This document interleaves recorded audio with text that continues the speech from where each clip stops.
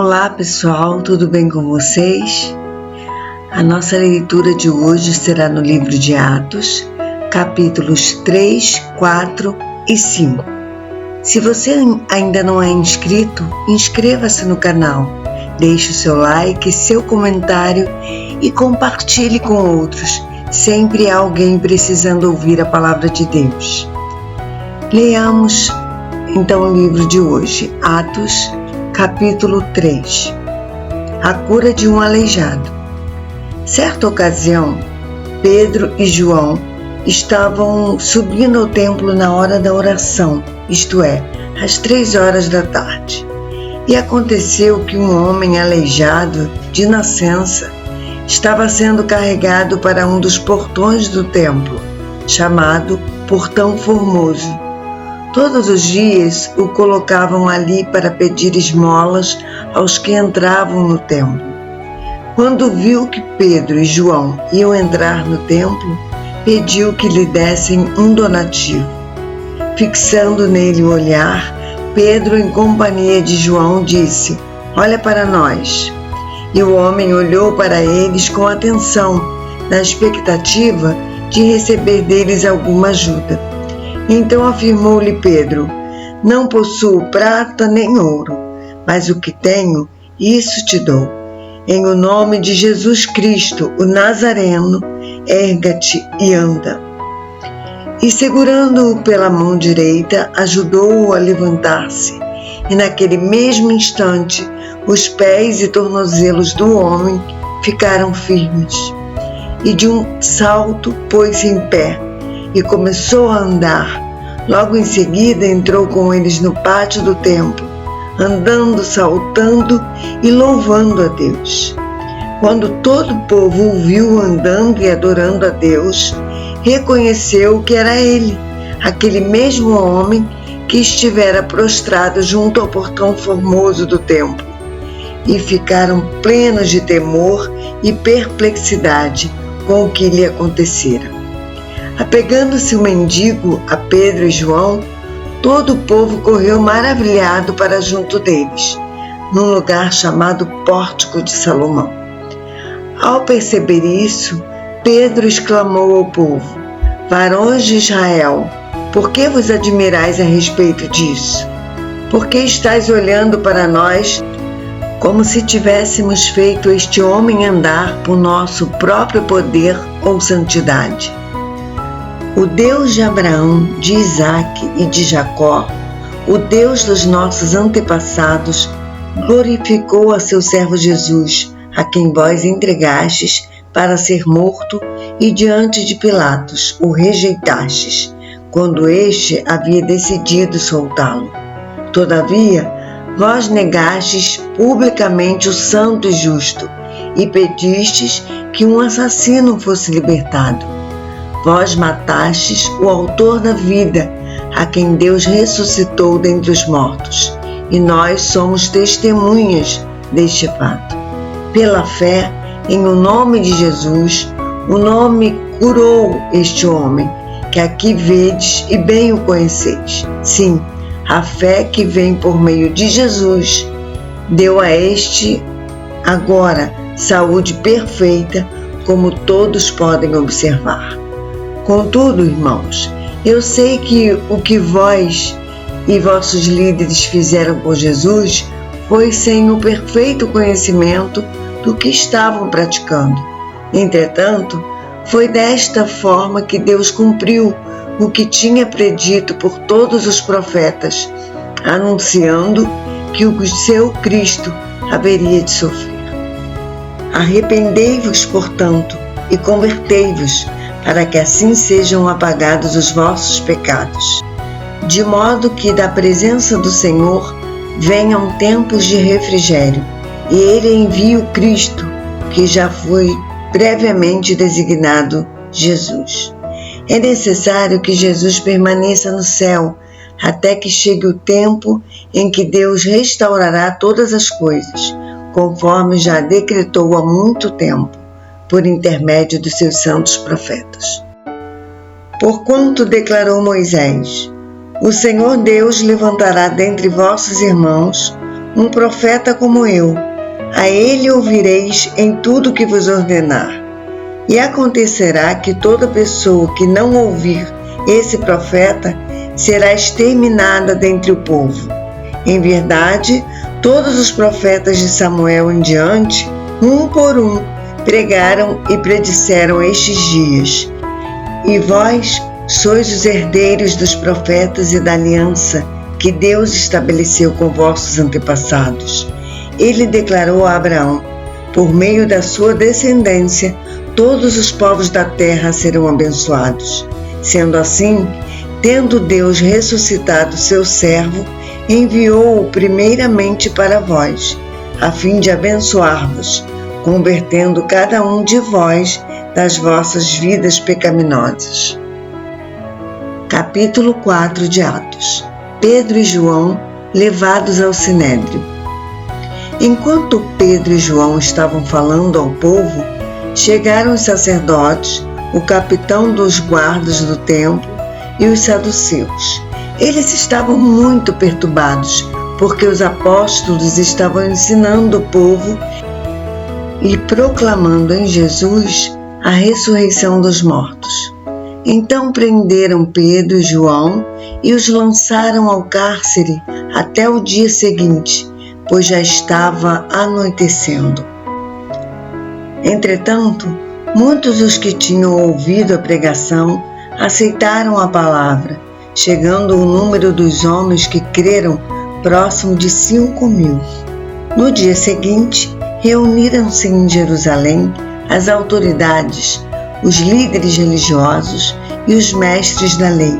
Estavam reunidos Anás, o sumo sacerdote, bem como Caifás, João, Alexandre e todos os que eram de família do sumo sacerdote. Ordenaram que Pedro e João fossem trazidos à presença deles e começaram a interrogá-los: com que poder ou em nome de quem fizeste isso? Então Pedro, cheio do Espírito Santo, lhes declarou: autoridades e líderes do povo, visto que hoje somos questionados em relação a um ato de caridade praticado a favor de um homem doente e sobre o modo como foi curado, tomai conhecimento, vós todos e todo o povo de Israel, de que em nome de Jesus Cristo Nazareno, aquele a quem vós crucificastes, porém a quem Deus ressuscitou dentre os mortos, sim, por intermédio desse nome, é que este homem está aqui, diante de vós, plenamente curado. Este Jesus é a pedra que foi rejeitada por vós, os construtores, a qual foi posta como pedra angular. E, portanto, não há salvação em nenhum outro ente, pois em todo o universo não há nenhum outro nome dado aos seres humanos pelo qual devamos ser salvos.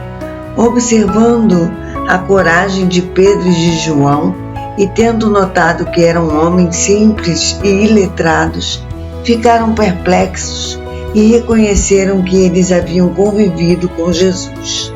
Além disso, como podiam constatar diante de seus olhos a presença daquele homem em pé que fora curado, nada podiam alegar contra eles.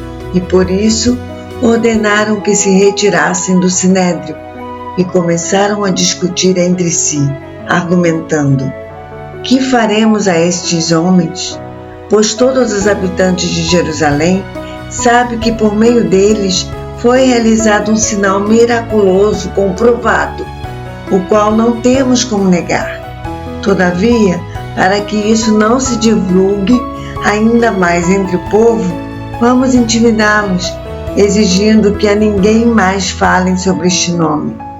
Então, convocando-os novamente, ordenaram-lhes que não falassem, tampouco ensinassem em o nome de Jesus.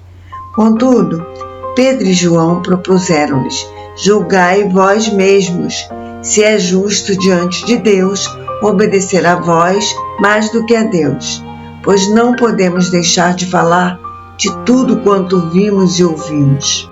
E os ameaçando ainda mais, os deixaram ir, pois não conseguiram encontrar motivo algum para castigá-los, e o povo estava extasiado, louvando a Deus pelo que acontecera, pois o homem em quem se operara aquela cura milagrosa tinha mais de 40 anos. Assim que foram soltos, Pedro e João buscaram a companhia dos seus amigos e contaram tudo o que os chefes dos sacerdotes e os líderes religiosos lhes haviam dito. Ao ouvirem esse relato, os irmãos unânimes elevaram a voz a Deus e exclamaram: Ó Todo-Poderoso Senhor, Tu que fizeste o céu e a terra, o mar e tudo o que neles existe, que pelo Espírito Santo, por boca de nosso pai Davi, teu servo, declaraste: Por que os gentios se enfurecem e os povos conspiram em vão? Os reis da terra se levantam e os governantes se ajuntam em oposição ao Senhor e contra o seu ungido. De fato, Herodes e Pôncio Pilatos reuniram-se com as nações pagãs e os povos de Israel nesta cidade, para conspirar contra o seu santo servo Jesus, a quem ungiste. Realizaram tudo o que em teu poder e sabedoria já havia predeterminado que aconteceria. Agora, pois, ó Senhor, considera as ameaças deles e capacita os teus servos para proclamarem a tua palavra com toda a intrepidez. Estende a tua mão para curar e realizar sinais e maravilhas por meio do nome do teu santo servo Jesus. E assim que terminaram de orar, tremeu o lugar onde estavam reunidos. Todos ficaram plenos do Espírito Santo e com toda a coragem saíram anunciando a palavra de Deus. E da multidão dos que creram, um só era o sentimento e a maneira de pensar. Ninguém considerava exclusivamente seu os bens que possuía, mas todos compartilhavam tudo entre si. Com grande poder, os apóstolos continuavam a pregar, testemunhando da ressurreição do Senhor, e maravilhosa graça estava sobre todos eles. Não havia uma só pessoa necessitada entre eles, pois os que possuíam terras ou casas as vendiam, traziam o dinheiro da venda e o depositavam aos pés dos apóstolos, que por sua vez o repartiam conforme a necessidade de cada um. Então José, um levita natural de Chipre, a quem os apóstolos deram o sobrenome de Barnabé, que significa filho da consolação, sendo proprietário de um campo, vendendo-o, trouxe o dinheiro da venda, colocou junto aos pés dos apóstolos. Atos capítulo 5. A oferta de Ananias e Safira. Entre mentes, um certo homem chamado Ananias, com sua esposa Safira, também vendeu uma propriedade. Mas ele reteve parte do dinheiro da venda para si, tendo conhecimento disso também sua esposa. Ele levou a parte restante e a depositou aos pés dos apóstolos. Então indagou-lhe Pedro: Ananias, por que permitistes que Satanás enchesse o teu coração, induzindo-te a mentir ao Espírito Santo para que ficasses com parte do valor do terreno? Mantendo-o contigo, porventura não continuaria teu? E vendido, não estaria todo o dinheiro em teu poder? Como pudeste permitir que tais ideias dominassem tua vontade? Não foi a homens que mentiste, mas contra Deus. Ao ouvir esta admoestação, Ananias caiu morto. Então um grande temor tomou conta de todos os que souberam do que havia acontecido. E alguns jovens tomaram a iniciativa de cobri-lo, carregaram-no para fora e o sepultaram. Cerca de 3 horas mais tarde, entrou sua esposa sem saber o que havia se passado. E Pedro a questionou: Dize-me, vendeste por este preço aquelas terras? Ela confirmou: Sim, por este preço. Então Pedro a repreendeu: por que vós entrastes em acordo para tentar o Espírito do Senhor? Eis que estão aí à porta os pés dos que sepultaram o teu marido, e eles a levarão também. Naquele mesmo instante, ela caiu morta aos pés de Pedro. Então aqueles jovens entraram e, encontrando-a morta, levaram-na e a sepultaram ao lado de seu marido. E grande temor se apoderou de toda a igreja e de todos os que ouviram falar sobre esses acontecimentos. Muitos sinais e maravilhas eram realizados entre o povo pelas mãos dos apóstolos, e todos os que creram costumavam reunir-se em comunhão junto ao pórtico de Salomão. Todavia, ninguém de fora tinha coragem de juntar-se a eles, ainda que o povo os tivesse em grande estima.